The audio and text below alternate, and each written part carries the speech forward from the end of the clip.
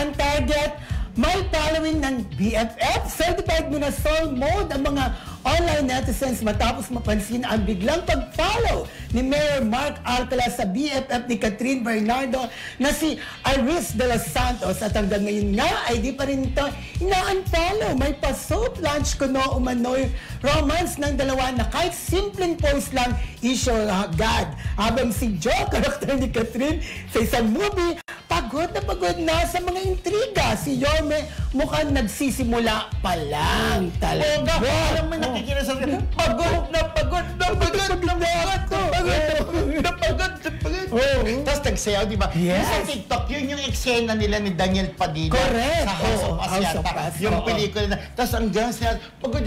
Pero eto na. Kaya magtataka ka, BFF, bakit pinapalo nitong si Mayor Mark Alcala yung best friend ni Catherine? Si so, ibig sabihin, anong connect, di ba? Correct. So, isipin mo talaga na, ay, baka nga totoo, may something na sikat at si Mayor Mark At saka Alcala. ano, di ba?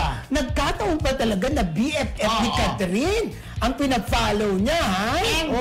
Alam mo naman ang mga netizens, Correct. kayang halugugin. 1+1. Titingnan nila yung IG ni Mayor Mark Alcala. Ay!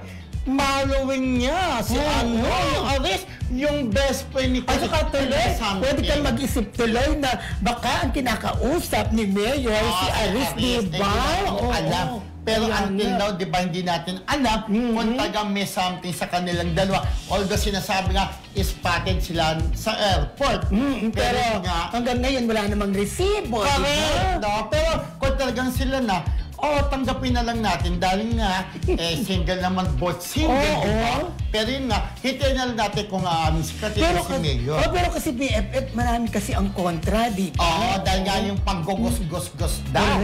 Di ba, sa mga naging jowa ni Mayor Mark Alcala, na baka ganun din daw ang gawin kay Catherine kung talagang sila na. Pero siguro naman talagang may reason kung ba't nag-iwalay ang isang showbiz ang mag-jowa, di ba? Baka hindi rin naman taga-gos-gos. Hindi lang nagkakasundo o nawala na yung respeto. Yung ganun sa isang relasyon, kung wala na yung respeto, di ba?